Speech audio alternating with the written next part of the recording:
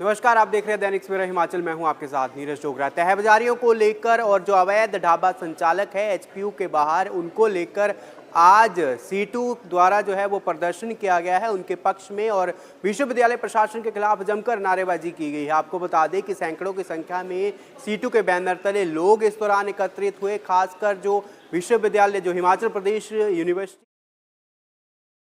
है और जो ढाबा संचालक है जो अवैध तरीके से चलाए जा रहे हैं, उनको पिछले दिनों प्रशासन की ओर से हटाया गया था। इस दौरान जमकर बहसबाजी भी देखने के लिए मिली थी, जिसका वीडियो भी सोशल मीडिया पर जमकर वायरल हुआ था।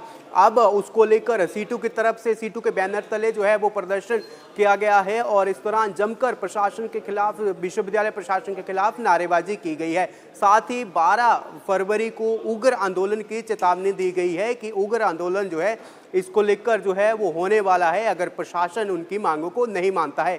वही इनकी क्या कुछ मांगे हैं वही आपको सुनवा देते हैं। विजय मेहरा जो सीटू के प्रदेश अध्यक्ष है, उनका क्या कुछ कहना है।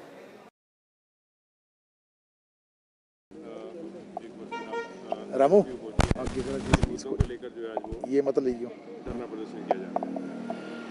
आज रेडी फड़ी तहबाजारी यूनियन जो CITU से संबंधित है उसकी ओर से ये प्रदर्शन हम हिमाचल प्रदेश विश्वविद्यालय के कुलपति कार्यालय के बाहर कर रहे हैं समर हिल में। और आपको मालूम है कि 2 दिन पहले जिस तरीके से यहाँ जो पिछले कई वर्षों से जो रेडी फड़ी और तहबाजारी का जो लोग कार्य करते थे, उनको जो है आनन फानन में एकदम से बिना कानूनी प्रक्रिया को अमली जामा पहनाए हुए उसको हटा दिया गया, सामान को तोड़ दिया गया, सामान को जब्त कर लिया गया, उखाड़ दिया गया।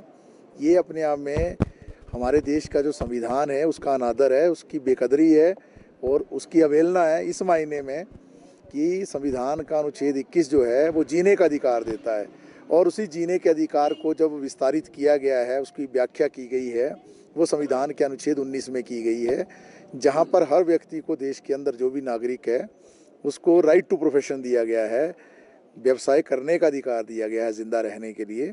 और इन्हीं सभी बातों के मद्देनज़र एक याचिका जो है वर्ष 2007 में माननीय सुप्रीम कोर्ट के अंदर पहुंची थी, जिसमें ये जिक्र किया गया था कि हमारे देश के अंदर उस वक्त में, आज से मैं लगभग 20 साल पुरानी बात कर रहा हूँ, उस वक्त में 4 करोड़ रेडी फड़ी तहबाजारी का काम करने वाले लोग थे पूरे देश के अंदर। तो 4 करोड़ अगर लोग थे तो परिवार को 4 का आंकड़ा मान लिया जाए, 16 करोड़ लोग निर्भर थे इस पूरी रोजी रोटी के लिए रेडी फड़ी तहबाजारी पर।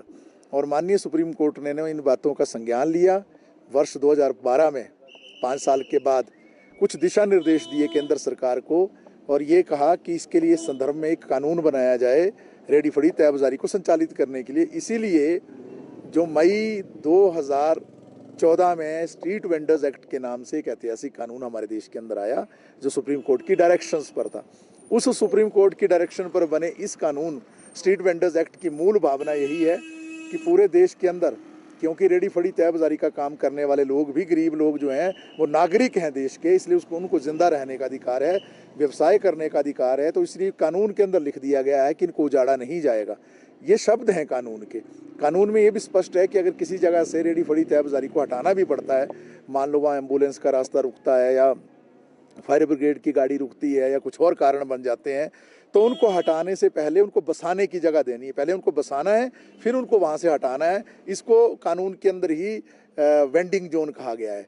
और इसके संदर्भ में जो है टाउन वेंडिंग कमेटियाँ बनती हैं, जिसमें बाकायदा रेडी फड़ी तहबाजारी से चुने हुए 10 लोग, बाकायदा इलेक्शन होता है इसका, वो चुनकर जाते हैं और सरकारी कमेटी बनती है जिसके अनुमोदन पर ये सारी बातें हुई हैं। तो हम पूछना ये चाहते हैं विश्वविद्यालय के कुलपति से, रजिस्ट्रार से, क्या टाउन वेंडिंग कमेटी ने कोई ऐसा आपको प्रस्ताव दिया था कि इनको हटाना है? क्या कोई ऐसा निर्णय टाउन वेंडिंग कमेटी के अंदर हुआ था? आपने जब इनको डिस्प्लेस किया तो क्या आपने कोई वेंडिंग जोन बनाया है? अगर नहीं बनाया है तो आपने नियम कायदे कानून की अवहेलना की है और ये पूरी तरह से गैर कानूनी है। इस प्रदर्शन के माध्यम से हम ये कहना चाहते हैं, हम नगर निगम प्रशासन से भी कहना चाहते हैं, क्योंकि ये कानून उस जगह लागू होता है जहां म्युनिसिपल कॉरपोरेशन, नगर निगम, नगर पालिका, नगर पंचायत, नगर परिषद, इसके इलाके में, विश्वविद्यालय भी उसी के इलाके में है। तो अगर ऐसा काम कुछ हो रहा है तो नगर निगम का कार्रवाई इस पर क्या है? क्या उन्होंने कोई ऐसा संज्ञान लिया है और विश्वविद्यालय के कुलपति और रजिस्ट्रार से कोई जो है बात पूछी है कि क्यों ये किया गया? तो आज के प्रदर्शन के माध्यम से हम ये चेताना चाहते हैं विश्वविद्यालय के कुलपति महोदय को और रजिस्ट्रार महोदय को, आपने गैर कानूनी कार्य किया है। ये जितने आपने हटाए हैं रेडी फड़ी तय बाजारी वाले, ये इनका बुनियादी अधिकार था। सुप्रीम कोर्ट का इसके संदर्भ में निर्णय है, देश का स्ट्रीट वेंडर्स एक्ट कानून है, इसलिए इनको तुरंत बसाया जाए। और इसके संदर्भ में जैसा कुलपति महोदय ने मौखिक तौर पर हमसे बातचीत में कहा है, क्योंकि जिस दिन ये कार्रवाई हुई 2 दिन पहले, उससे पिछले दिन उनका फ़ोन आया था, उन्होंने स्वयं इस बात को माना है कि इस जगह जो है हम जो है कोई प्री फैब्रिकेटेड स्ट्रक्चर्स बनाएंगे हम फाइबर के, और अच्छे बनाएंगे और इनको अलॉट करेंगे और रियायती दरों पर देंगे। उस संदर्भ में क्या कार्रवाई हो रही है। तो आज के प्रदर्शन के माध्यम से अगर समाधान निकलता है, ये हमसे बातचीत करते हैं और इनके जिनको उजाड़ा गया उनको बसाने की बात करते हैं तो ठीक है, लेकिन अगर ऐसा नहीं होता है तो निश्चित तौर से आंदोलन को हम आगे ले जाएंगे और इस संदर्भ में जो है हम पूरा जो कानूनी प्रक्रिया उसको भी अमली जामा पहनाएंगे। रामू ये मतलब लीजिए,